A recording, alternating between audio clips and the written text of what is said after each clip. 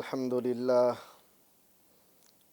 لله نحمده ونستعينه ونستغفره ونؤمن به ونتوكل عليه ونعوذ بالله من شرور أنفسنا ومن سيئات أعمالنا من يهده الله فلا مضل له ومن يضلله فلا هادي له ونشهد أن لا إله إلا الله وحده لا شريك له ونشهد أن سيدنا ومولانا وحبيبنا وسندنا محمد صلى الله عليه وسلم أما بعد فقد قال الله تبارك وتعالى في كلامه العظيم والفرقان الحميد أعوذ بالله من الشيطان الرجيم بسم الله الرحمن الرحيم إذا زلزلت الأرض زلزالها وأخرجت الأرض أثقالها وقال الإنسان ما لها يومئذ تحدث أخبارها بأن ربك أوحى لها يومئذ يصدر الناس أشتاتا ليروا أعمالهم فمن يعمل مثقال ذرة خيرا يره ومن يعمل مثقال ذرة شرا يره صدق الله العظيم. برادران اسلام و معزز ناظرین و حاضرین کرام، آج میرے پروگرام کا موضوع قیامت اور قیامت کی علامت. نبی کریم صلی اللہ علیہ وسلم نے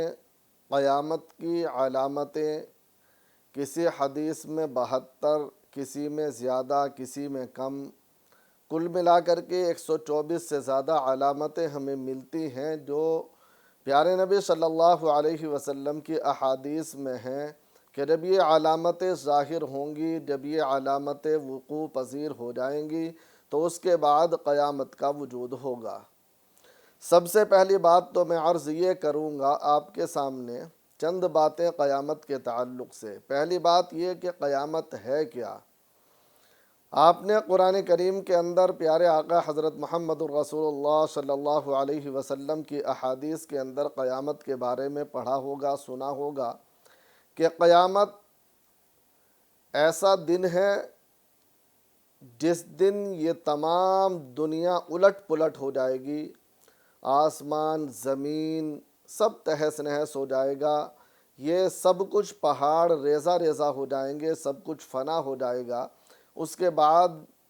یوم حشر قائم ہوگا جسے یوم حشر یا یوم حساب کہا جاتا ہے کہ قیامت قائم ہوگی، اس کے بعد حساب و کتاب ہوگا. اب معاملہ یہ آتا ہے کہ قیامت کا آنا کیا یقینی ہے؟ کیا قیامت کا آنا ضروری ہے؟ کیا قیامت کا وقوع ایسا ہے کہ جس کو بیان کیا جائے یا اس کی علامتوں کو پہچانا جائے؟ تو اس کا جواب یہ ہے کہ ہاں، اس لیے کہ نبی کریم صلی اللہ علیہ وسلم نے جو ہمیں علامات قیامت سے آگاہی دی ہے اور علامات قیامت کو بیان کیا ہے، وہ اس لیے تاکہ ہم ان کو دیکھ کر چوکنا ہو جائیں اور ان کے دیکھنے کے بعد یا ان کے ظاہر ہونے کے بعد ہم اپنے اعمال کی درستگی کریں اور قیامت کی ہولناکی کے دن کا تصور کر کے قیامت کی ہولناکی سے بچ کر اللہ کے عرش کے سائے کے نیچے آ جائیں. یاد رکھیے کہ قیامت کا معاملہ ایسا ہے کہ جس پر ایک ایمان والے کا ایمان یقینی ہوتا ہے. 4 چیزیں، خاص طور سے 5 چیزیں: ایمان باللہ یعنی اللہ پر ایمان، دوسرے ایمان بالرسول یعنی نبی صلی اللہ علیہ وسلم پر ایمان، تیسرے ایمان بالکتاب یعنی اللہ کی کتابوں پر ایمان، اور چوتھے قیامت کے دن پر ایمان. یعنی قیامت کہ دن پر ایمان رکھنا، جب آپ ایمان مفصل پڑھتے ہیں، آمنت باللہ و ملائکتہ و کتبہ و رسلہ والیوم الآخر، یوم الآخری سے مراد یہی قیامت کا دن ہے۔ یوم آخر قرآن کریم کے اندر اس دن کو کئی الفاظ سے بیان کیا گیا ہے، کہیں یوم آخر، کہیں یوم الحساب، کہیں یوم القیامہ، کہیں یوم الساعہ، مختلف الفاظ میں اس کو بیان کیا گیا ہے۔ اور قیامت سے تمام انبیاء علیہم الصلاۃ والتسلیم نے ڈرایا ہے۔ اور آخر میں ہمارے پیارے آقا حضرت محمد الرسول اللہ صلی اللہ علیہ وسلم نے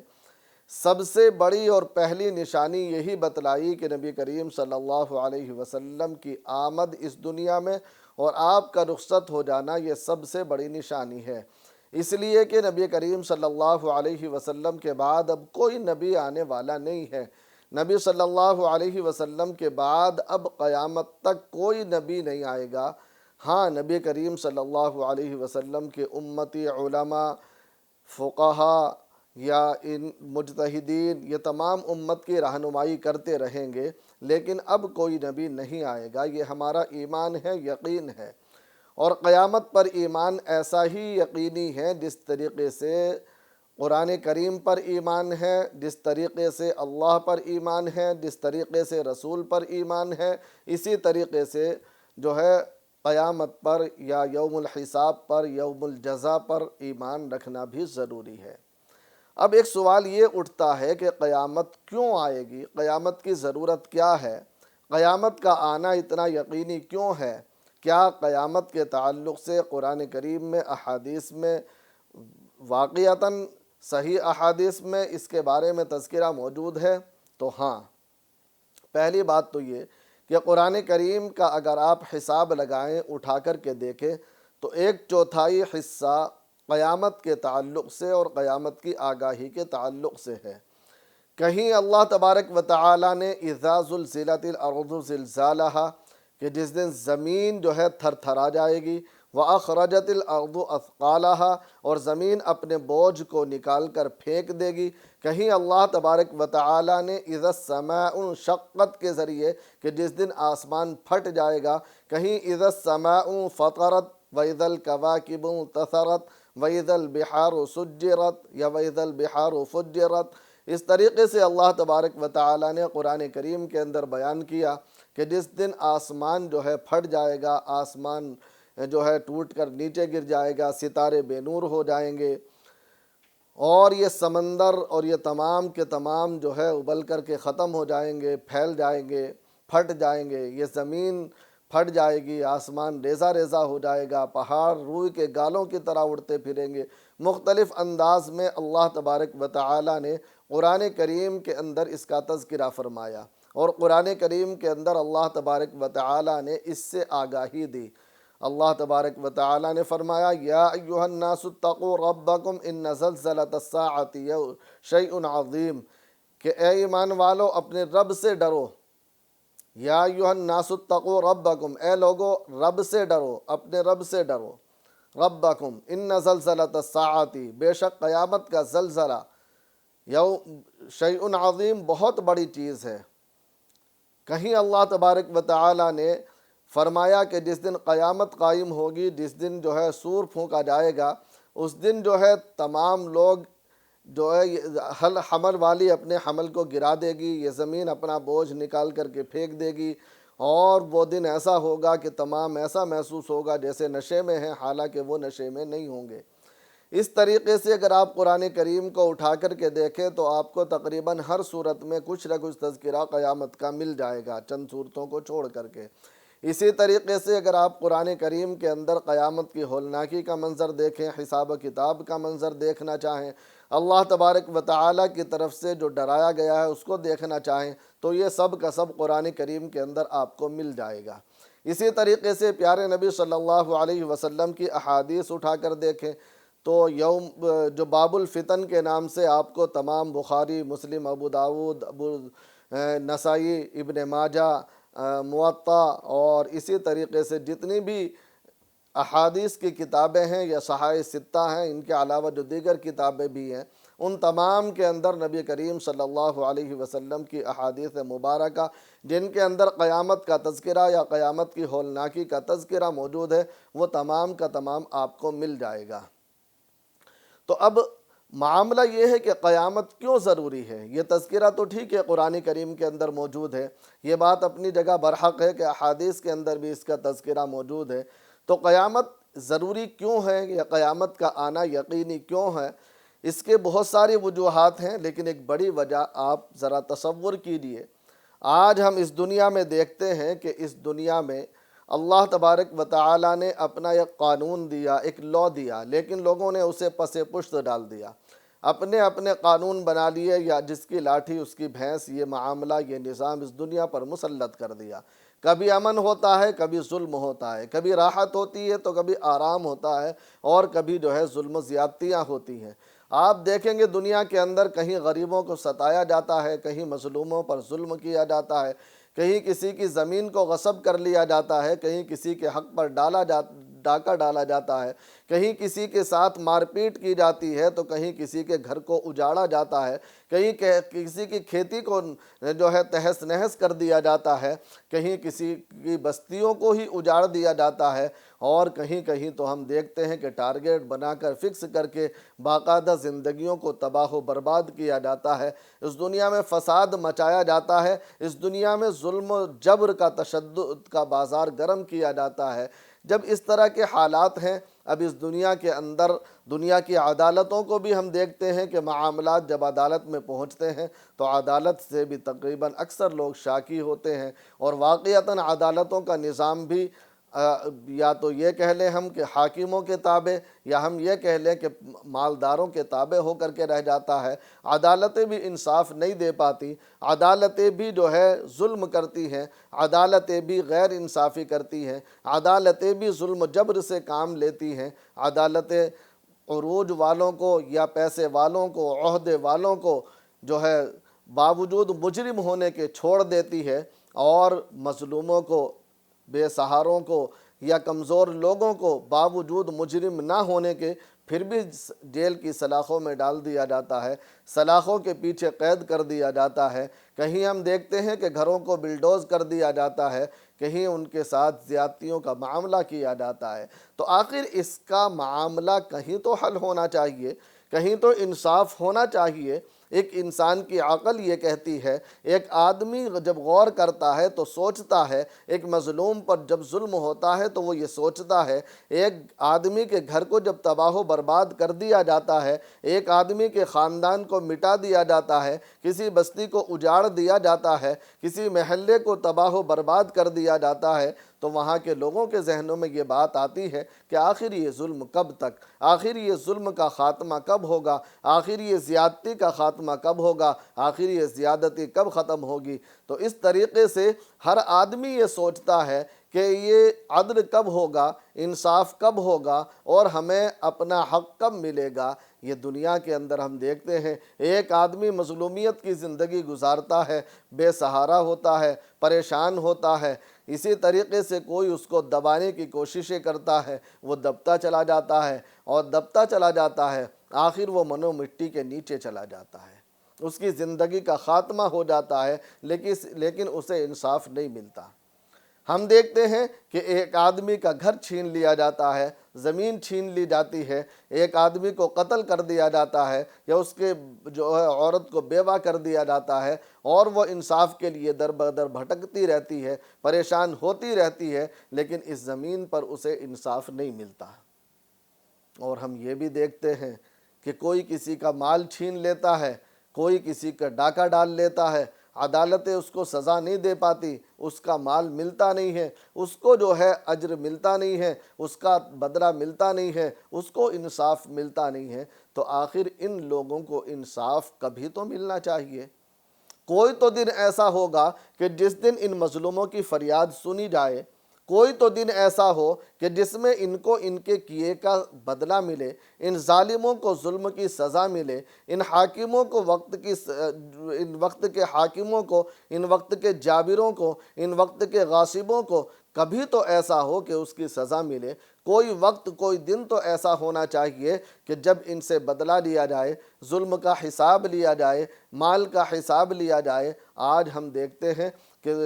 رشوتوں کا بازار گرم ہے، برائیاں عام ہیں، ہر طرف جو ہے پریشانیاں ہیں۔ ایک آدمی ظلم کر کے بڑھتا چلا جاتا ہے، دوسرا زمین کے اندر دھنستا چلا جاتا ہے۔ تو آخر یہ برابری کا لیول کب ہوگا؟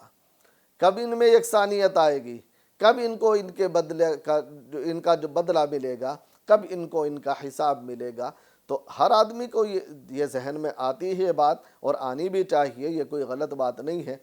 کہ اللہ تبارک و تعالی نے اس دنیا کو بنایا، اللہ نے یہ تمام نظام اپنے ہاتھ میں رکھا کہ کس کو غریب بنانا ہے، کس کو امیر بنانا ہے، کس کو کالا بنانا ہے، کس کو گورا بنانا ہے، کس کو کیسا بنانا ہے، کس کو مرد بنانا ہے، کس کو عورت بنانا ہے، کس کو حاکم بنانا ہے۔ یہ تمام کا تمام نظام اللہ نے اپنے ہاتھ میں رکھا، اور جب اللہ تبارک و تعالی نے یہ نعمتیں دی کسی کو تو وہ نعمت لے کر اکڑتا چلا جاتا ہے، وہ نعمت لے کر کے جو ہے ابھرتا چلا جاتا ہے، اور پھر وہ اپنی نعمتوں کے غرور میں، نعمتوں کے زوم میں لوگوں پر ظلم کرتا ہے، زیادتیاں کرتا ہے، لوگوں کے حقوق غصب کرتا ہے، اور اس کو یہاں دنیا کے اندر انصاف نہیں ملتا، اس کو جو ہے اس کے کیے کی سزا نہیں مل پاتی، اور مظلوم یوں ہی زندگی گزار کر چلا جاتا ہے۔ تو آخر اس کا حساب تو ہونا چاہیے، آخر ظالم کو اس کے کیے کی سزا تو ملنی چاہیے، آخر مظلوم کو اس کے جو اس پر ظلم کیا گیا یا جو اس کا حق مارا گیا اس کا حق تو ملنا چاہیے۔ تو کوئی تو دن ایسا ہونا چاہیے۔ تو ہاں میرے عزیزو، بالکل ہونا چاہیے۔ ہر انسان کی یہ آواز ہے، ہر مظلوم کی یہ آواز ہے، ہر کمزور کی یہ آواز ہے۔ تو یہی آواز کو سننے کا دن، یہی چیخ و پکار کو سننے کا دن اللہ تبارک و تعالی نے قیامت کا دن رکھا ہے۔ اللہ تبارک و تعالی نے قیامت کا دن رکھا ہے کہ جس دن ہر مظلوم کی سنی جائے گی، جس دن ہر کمزور کی سنی جائے گی، جس دن ہر مغصوب کی سنی جائے گی، جس دن ہر پریشان کی سنی جائے گی، جس دن نہ کوئی کسی کا مال کام آئے گا، نہ کسی کی سفارش کام آئے گی، نہ کسی کا عہدہ کام آئے گا، نہ جس دن کسی کا کوئی تعلق کام آئے گا، وہاں بالکل عدل و انصاف سے کام ہوگا، فضل سے کام ہوگا۔ اور وہی دن یوم القیامہ ہے، وہی دن یوم الحساب ہے، وہی دن یوم الجزا ہے، وہی دن ہے جس کو قیامت کہتے ہیں، وہی دن ہے جس کو قیامت کہا جاتا ہے۔ جب قیامت قائم ہوگی اس کے بعد یوم الحساب ہوگا، یعنی ہر ایک کا حساب ہوگا۔ کیسا حساب ہوگا؟ اگر ہم غور کریں، ہم دیکھیں، قرآن کریم کے اندر اللہ تبارک و تعالی نے ہر ایک کے کیے کا بدلہ، ہر ایک کے کیے کی جزا، ہر ایک کے کیے کی سزا کا تذکرہ فرمایا ہے کہ ہر ایک کو اس کے اعمال کی سزا اور اس کے اعمال کی جزا ملے گی۔ فَمَنْ يَعْمَلْ مِثْقَالَ ذَرَّةٍ خَيْرًا يَرَهُ وَمَنْ يَعْمَلْ مِثْقَالَ ذَرَّةٍ شَرًّا يَرَهُ۔ جس نے ذرہ بھر بھی نیکی کی ہوگی وہ اس کو بھی دیکھے گا، جس نے ذرہ بھر برائی کی ہوگی وہ اس کو بھی دیکھے گا۔ وہ اللہ تبارک و تعالی جو ہر چیز کو جانتا ہے، ہر چیز کو دیکھتا ہے، ہر چیز کی سنتا ہے، ہر معاملے کا عالم الغیب ہے، جو اللہ تبارک و تعالی تمام ایک کالے پہاڑ پر اندھیری رات میں کالی چیونٹی کے چلتے ہوئے اس کے پاؤں کو بھی دیکھتا ہے، اس کی آہٹ کو بھی سنتا ہے، اور اس چیونٹی کو بھی دیکھتا ہے۔ وہ احکم الحاکمین ہوگا، وہ انصاف دینے والا ہوگا، وہ اس وقت حاکم ہوگا، وہ اس وقت سب کے اوپر ہوگا۔ اس وقت کہا جائے گا کہ بتاؤ کون ہے آج اس دن کا مالک، کون ہے آج بادشاہ، کون ہے آج راجہ، کون ہے آج احکم الحاکمین؟ صرف وہی ہوگا، اسی کی طاقت ہوگی، اسی کا سب کچھ چلے گا۔ اس وقت گواہ بھی وہی دے گا، اس وقت سزا بھی وہی دے گا، اس وقت جزا بھی وہی دے گا۔ عزیزان گرامی، یہ قیامت کا دن اسی لیے ہے، قیامت کا دن ہمیں اسی لیے عنایت کیا گیا، اللہ تبارک و تعالی نے قیامت کا دن اسی لیے رکھا تاکہ ہر مظلوم کو اس کا بدلہ مل سکے، ہر ظالم کو اس کے کیے کی سزا مل سکے، اور مظلوم کو اس کی مظلومیت کا بدلہ مل سکے، حق والے کو اس کا حق مل سکے اور ناحق والے کو اس کی سزا مل سکے۔ اللہ کے نبی صلی اللہ علیہ وسلم نے تو یہاں تک فرمایا کہ وہ دن ایسا ہوگا، حساب و کتاب ایسا ہوگا کہ اگر دنیا کے اندر کسی بے سینگ والی بکری نے کسی سینگ والی بکری نے بے سینگ والی بکری کو اگر مارا ہوگا تو اللہ تبارک و تعالی قیامت کے دن بے سینگ والی بکری کو سینگ عطا فرمائیں گے اور وہ اپنا بدلہ وہاں پر لے گی، ہر ایک کو۔ اللہ تو عالم الغیب ہے، اللہ تو سب کا جاننے والا ہے۔ آج ہم کیمروں سے ڈرتے ہیں، آج ہم دیکھتے ہیں کہ کیمرے لگے ہوئے ہیں تو چوکنا ہو جاتے ہیں۔ یاد رکھیے، یہ کیمرہ خراب ہو سکتا ہے، یہ کیمرہ بند ہو سکتا ہے، یہ کیمرہ اپنے ویڈیو ریکارڈ کرنے کی طاقت کو ختم کر سکتا ہے، یہ آواز کو سلب کرنے کی طاقت کو ختم کر سکتا ہے، یہ کیمرہ فیل ہو سکتا ہے، لیکن اللہ تبارک و تعالیٰ کی نگاہ فیل نہیں ہو سکتی۔ اللہ تبارک و تعالیٰ کے یہاں ایک ایک عمل لکھا ہوا ہوگا، اللہ تبارک و تعالیٰ کے یہاں ایک ایک بات ہمارے سامنے ہوگی، تمام عمل لکھے ہوئے گے، اعمال نامہ ہمارے ہاتھ میں دے دیا جائے گا کہ پڑھو جو تم نے دنیا میں کیا تھا، اور وہاں پر ہر ایک کو اس کے کیے کا بدلہ ملے گا۔ تو دوستو، میری ماؤں بہنوں، یہ بات آپ کو سمجھ میں آ گئی ہوگی کہ قیامت کیوں ضروری ہے، یوم القیامہ کیوں ضروری ہے، کیوں وہ دن آنا ضروری ہے۔ وہ دن آنا اسی لیے ضروری ہے کہ اس دنیا کے اندر، اس دنیا میں ظلم کرنے والا، زیادتی کرنے والا، حق کو چھیننے والا، حق کو لینے والا، غصب کرنے والا، وہ حق لے کر بیٹھ جاتا ہے اور مظلوم صبر کر کے بیٹھ جاتا ہے، عدالتوں میں جاتا ہے، انصاف نہیں ملتا، لیکن انصاف دلائے گا اللہ۔ یہاں انصاف ملے یا نہ ملے، لیکن اللہ تبارک و تعالی انصاف دلائے گا۔ اسی لیے یہ قیامت کا دن ہوگا، اسی لیے یہ یوم الجزا ہوگا، اور اس دن ضرور بھی ضرور اپنے کیے کی سزا اور اپنے حق چھینے گئے کا حق، یا ہر حق والے کو اس کا حق اور حق چھیننے والے کو اس کی سزا مل کر رہے گی۔ اسی لیے یہ قیامت کا دن قائم کیا جائے گا، اسی لیے یہ قیامت کا دن قائم ہوگا۔ انشاءاللہ تعالی اگلے شمارے میں یا اگلے پروگرام میں میں آپ کو بتاؤں گا کہ قیامت کب آئے گی، قیامت کی نشانیاں کیا ہیں،